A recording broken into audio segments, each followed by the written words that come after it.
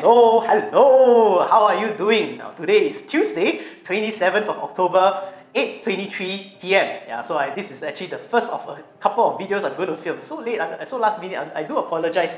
So much work to do, my goodness. Yeah. Well, I imagine we're all in the same boat together, right? As you're rushing for week 11, week 12, a lot of assignments due, right? Totally understand. Yeah. So I just want to keep this video short, sharp, and sweet. I just want to say, look how far you've come. Yeah. Let's just look back. Remember back in week 1, so many of you, so much anxieties. Oh yo, I don't know anything about Excel. I don't know anything about data analysis. Don't know anything about coding. Wow, look how far you've come, right? As the weeks went by, as you work very hard with all the things that we've done in this module. Now so many of you are so proficient in Microsoft Excel. I have been looking at some of the Zoom recordings and I've also of the other classes that I don't teach. And wow, I say, man, some of you went from don't know anything, now you VLOOKUP, pivot table so fast. It's almost as if you've been proficient at the start. So I want to say, very proud of you for how far you've come. From don't know Excel, don't know VBA, from don't know Excel, don't know pivot table, don't know VLOOKUP. Wow, now you know all these things. In fact, VLOOKUP is worth mentioning on your CV because that is something a lot of people in the workforce don't know. And just so you know, the community centers, community club, those people's association, you want to learn VLOOKUP, that's $99. Then there's a separate cost. What pivot table? $99. I say, man, I should be the one offering these classes, man. $99 just to teach somebody how to VLOOKUP. Yeah, so now you know all these things. I guess you can conduct your own classes and earn $99. Share the profit, okay? Now, but the thing is, so now you're fantastic with Excel. I know some of you don't feel confident, but this is something that will come with more practice. Yeah, try to do your module planning or whatever on Excel. That would be great. Now, and also so many of you don't know coding, but now so many of you know how to do coding. And in fact, just by being able to do lectures 7 and 8, you have already acquired all the basic skills. Find it hard to believe, right? Just play with a maze like that already, you know. But that's really the basic skills, and you have already the basic foundation. If you have to go to the office to automate tasks, you already know. Yeah, automate tasks on Microsoft Excel, you are well equipped for it.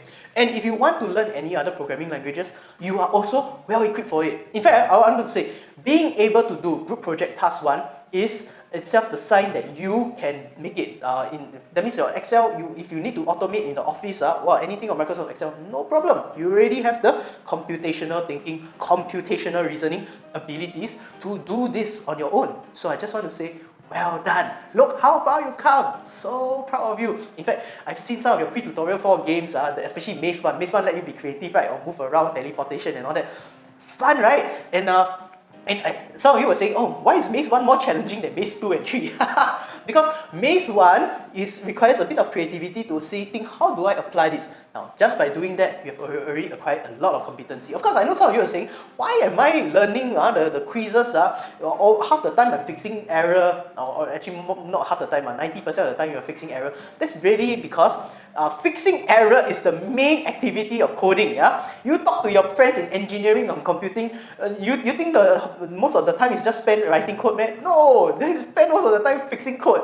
And I know it because I used to write a lot of code as well. So it's a very normal process, like searching high and low. Where the hell is the error? What does the error mean and all that? Common experience. Now you can empathize, sympathize with your friends in engineering and computing. They say, I don't know where is the error. They say, I also don't know lah. My stupid VBA the thing highlight yellow. I also don't know where it is. Very good. Now you have the experience, same common experience.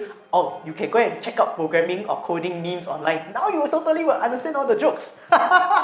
Look how far you've come. Now, I want to say this. I know this is still too early, but I've already audited a random sample of groups already.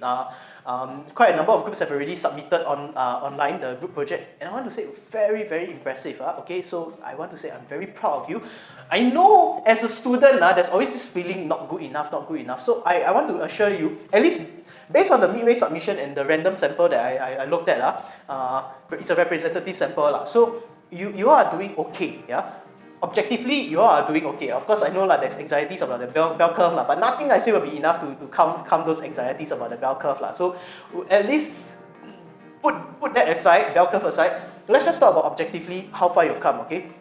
You've already gained those competencies, okay? You can automate tasks. It's something that I want you to be proud of and something that you can put on your CV, yeah? In fact, to help you go further, I'm working behind the scenes. Okay, now I tell you, so it's not behind the scenes anymore.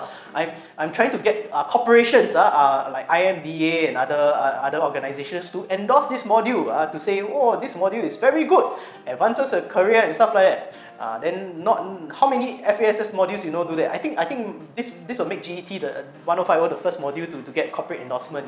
So I'm doing all this also so that it's to also boost your ability when you put these things in the CV, like, oh, I've done this, I've done that. Yeah. So what are we going to cover in the videos to come? I know last week I already promised you to do all the fun stuff, but I didn't have time. Actually, this week I also don't have time, but I should stop saying I don't have time because the semester is coming to an end. Let me just do a few. I think Tamagotchi is unfortunately too difficult to teach. I've been scratching my head, like how do I teach Tamagotchi on VBA? I have a working prototype, which is pretty cool. It's just I haven't quite figured it out, but when I do, I will be very happy to share with you. Probably I need more time during the December holidays, but I will show you how to do fireworks. I will teach you how to do scissors, paper, stone. At least you know how to do 2 more games.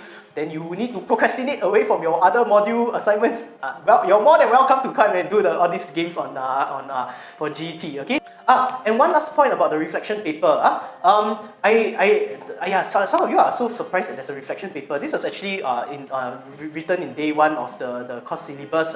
So I'll say this one point about the reflection paper. The reflection paper is, I did consider dropping the reflection paper after seeing your comments about how much work you all have to do for the semester. But there's one problem. If I drop reflection paper, what happens? Then all the assessment weightages will be re-weighted, and then a lot of you will get a lot of anxiety. It's like, oh no, stress. So instead, I think the better way to do it is to simplify the reflection paper, make it something that you're passionate about, that you're interested in, that you actually have a passion about. So it's something that you can just write informally, like in a light-hearted manner. Okay, you can write it like you're texting me or whatever. I'm okay. What's more important is that it's supposed to be a lightweight workload. Don't go and Google and find all kinds of readings and stuff like that. I don't think it helps. Remember, it's a reflection paper, not an argumentative essay.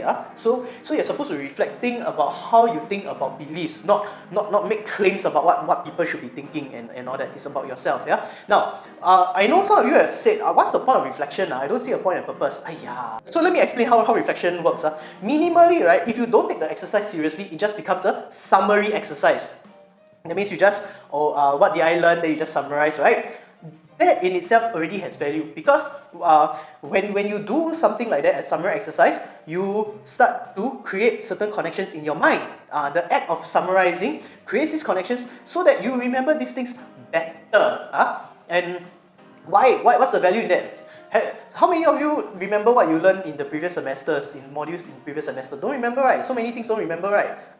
Then you pay school fee for what? Then you work so hard, sweat, stress, sacrifice sleep for what? If you don't remember all these things, then your education is wasted, right? I like what my vice principal from secondary school said. Education is what you still remember after you have successfully forgotten everything. So it's all the key learning points, and I hope to reinforce this deep enough so that long after you graduate, you still remember all these points. Yeah. So minimally, as the lowest bar, as a summary activity, that's what it does. If you take the reflection exercise seriously, you actually go a step further. Because what are you doing? You're trying to extend your learning to personal experiences or to things or issues outside of you. When you do something like this, okay, from a neuroscience perspective, you are actually creating a lot of connections to other parts of your brain, other concepts, ideas and stuff like that. And this will then give you that mental flexibility so that when you go out to work and you have to apply all this Excel, VBA or whatever, okay, you remember many of the learning points from this module. And I can tell you it's very effective, because why? Students from the last few semesters on Instagram, Telegram, they message me, they go and for the internships or their work, then they suddenly message me, hey, Mr. Sim, wow, this thing that you taught about, wow, very relevant. Very good. Very, very proud of them. That means the reflection exercise has been effective. Yeah. So if you haven't been taking the reflection exercise in the past weeks seriously, I do invite you, please take the last one seriously enough. it will really make an impact. It's not going to be like, oh, life-changing, oh wow, my world is forever changed. That may not happen to you. If it does, good for you. But for most of us, a good reflection will really ingrain the things that you've learned. Yeah. Try to apply it also to your other modules. This way, you can remember all the things that you've learned. And like yeah, so it is a topic close to heart. I hope you have fun doing it, the exercise lah. It's about you know what is the cat supposed to say about you? You know, what do you think it's supposed to say? And yeah, evaluate it. Or you can talk about how do I know whether my learning is going well? Yeah. So I'll leave it as that. Okay. Now, some of you have questions of where do I go from here? Yeah, you can take coding modules because now you have already acquired a certain level of competency. It will be a lot easier to learn. I'm not going to say, oh, it will be it will be a breeze, because it's not, because coding, to be frank, it's not for everyone. Yeah, if you're great at logical thinking, it's very good. Yeah, if not, don't. At least what you've learned today will be something that will help you in the office. Now, should you take CS1010? Now, quite a number of students last semester took it. Then they struggled quite a lot because of the heavy amount of mathematical concepts, and some are a bit too abstract for them. Yeah, and that's okay. I'm not saying that you're not good or what. We learn differently. Some of us we learn better when we can touch, we can feel, we can move things around. Some of us we learn better because it's abstract. Yeah, and abstract, then we can handle better. Different people, you know, what they call different strokes for different folks. Yeah, so that's okay. Yeah, if you're more mathematically inclined, then CS1010 is for you. If not, there are many modules, YouTube videos. I think there's some winter program or something like that.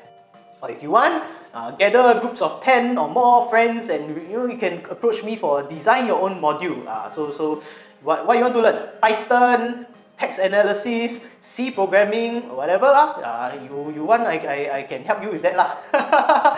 We see how it goes lah. No promises lah. I also a bit worried about my workload, but yeah, if it's a nice cozy small group of 10, I'm very happy to work something out. Maybe something for the holidays. December holiday also quite fun, right? Yeah. Anyway, so like I said, I just want to thank you. Look how far you've come. Thank you so much for your hard work, and I wish you all the best for the rest of this semester, and enjoy the coming holidays. Okay.